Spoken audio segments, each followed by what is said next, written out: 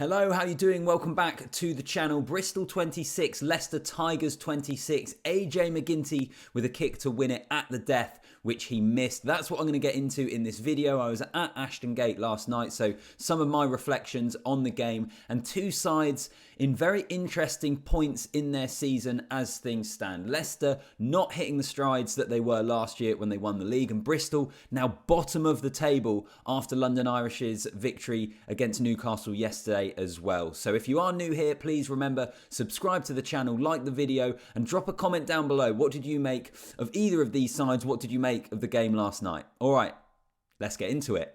So overall, I think it was probably a fair result. Leicester Tigers will be frustrated because they had themselves a pretty good lead after a good performance in the first half, and then Bristol were able to come back into it, in part due to the red card that Tigers received and had to play the last 20 down to 14 men. But Leicester were pretty good in the first half. Bristol did get on the scoreboard first, but Leicester were able to come back at them. They scored a try from a driving maul right at the end of the first half, which was such a staple of theirs last season in terms of that upfront forward game, and you wondered whether they would then kick on in the second half. From a Bristol perspective, it was just so hit and miss again. I'm going to get into some more details of that later in the video, but I think it's further frustration for Bristol. Pretty poor in the first half.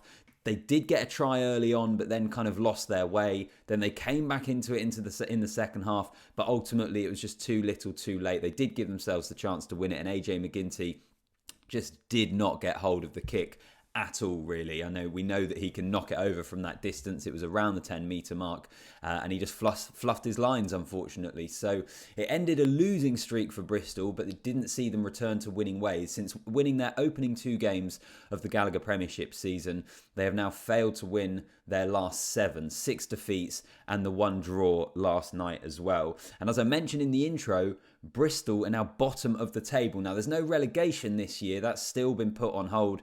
So therefore, it's not the end of the world in that regard. But when you think where this team was a couple of seasons ago under Pat Lam, where they'd come up from the Championship, they'd built themselves back up into a Premiership team. They won the European Challenge Cup, the first meaningful bit of silverware the club had had for decades. And now they're bottom of the table again. And things have been slowly on the slide since that semi-final defeat to Harlequins, that famous game a couple of seasons ago as well. And I don't think it's completely to do with that. That was a long time ago now. But there are issues at the club. Make no mistake about it. They've played 9 games. They've won 2. They've lost 6. And they've drawn 1. And they are languishing at the bottom of the table, which, given the squad they have, I think, the coaching staff they have, it's not really good enough at the moment. The fan base is still behind the team. It was still a pretty good attendance at Ashton Gate last night, but it's cause for concern for the Bears, make no mistake about it. And a big part of that is the Bristol attacking game. I thought watching it last night, there were moments where you could see what Bristol were trying to do. They might have a couple of phases where everyone was singing from the same hymn sheet. They maybe made some ground, and then it just kind of ran out of momentum. It turned into one-up runners. They lost the shape of their attack. And I think this has been an issue for a little while now for Bristol. They've really lost their way in the attacking shape of their game compared to where it used to be. They don't look as threatening, or they at least don't look as consistently threatening. We still see some great moments from Charles Piutau and the players they have in that back line. But for me, it's the overall shape of that attack and how it loses momentum, it loses shape quite quickly after having a couple of good phases, which is the real area of concern. I don't know what the answer is, but certainly that's something that I've observed.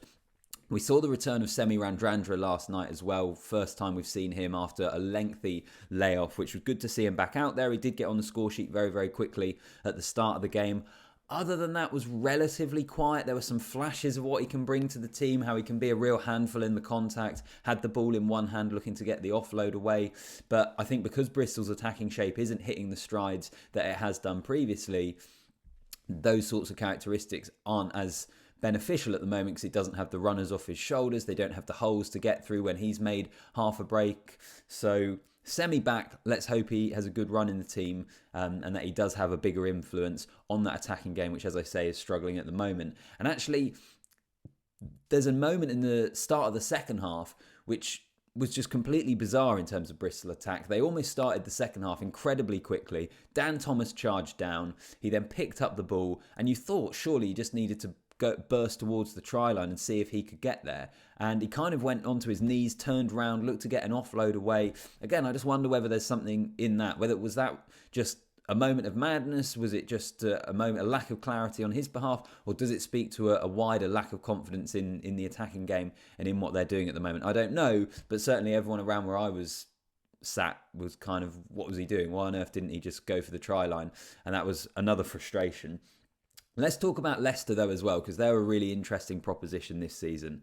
They've played 9, they've won 4, they've lost 4, and now they've drawn 1, which is a pretty clear indication of a side that are inconsistent, can string it together, but haven't been able to hit the strides that they did last season, where they were so good. They were top of the table pretty much all year. It ended up them and Saracens in the Premiership final, and they got the job done with that dramatic Freddie Burns drop goal.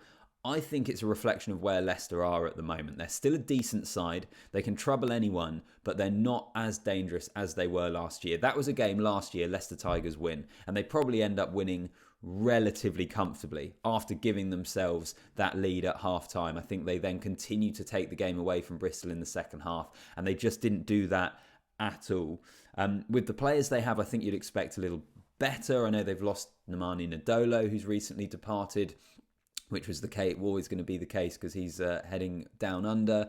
But you still look at that team sheet. I think it was the first time in Leicester Tigers history, possibly Premiership history, I have to double check, but the first time that they had a backline of all England internationals, all players that had played for England or currently are part of the England setup. They've got a good pack. It's a similar pack to who were doing jobs on teams last season, so they are still a good side. I think they could still pull it together in time for a push for the top 4. I certainly wouldn't count them out of that race, but at the moment where things stand, if we look at their position in the table, 5th in the table, so they're just behind Gloucester, who have pretty similar results, just 1 extra victory, Gloucester, who are in the 4th spot. So Leicester are there or thereabouts, but I would put them currently amongst those sides, Northampton, Exeter a little bit, Gloucester to a degree as well, because they've only won 5 of their 9 games. Those sides that aren't necessarily winning on a really, really consistent basis. And it's probably which of those teams can find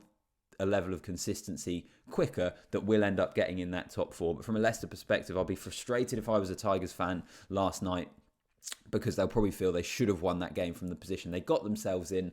But you know, they still came away with a draw. They're still in a pretty good position in the table. Quickly touch upon the cards in the game as well. We saw a red card for Francois van Veek, the Leicester Tigers player, with about 20 minutes left. I thought it was pretty clear, really. There was a Leicester Tiger fan next to me who turned to me and said, that's a very harsh red card.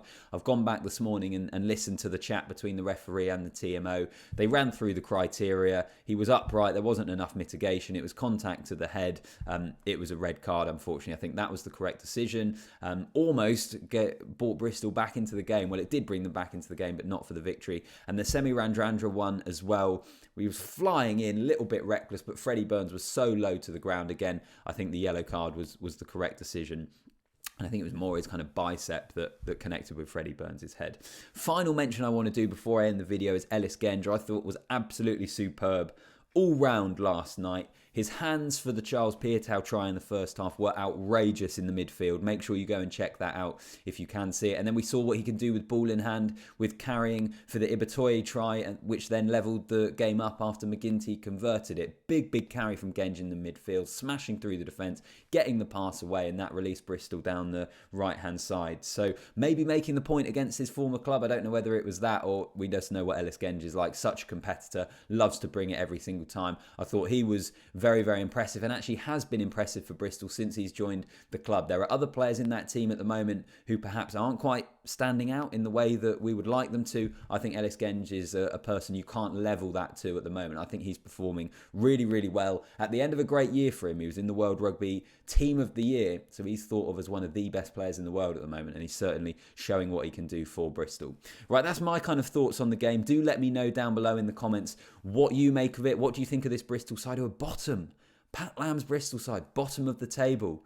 Wouldn't have been thinking that would be the case, anywhere near the case just a couple of seasons ago. And what about Leicester? Not at the level they were last year, but could they get back up there? Can they get themselves into that top 4? Let me know what you think down below. Remember, also, subscribe to the channel if you're new here and like the video, and I'll see you in the next one.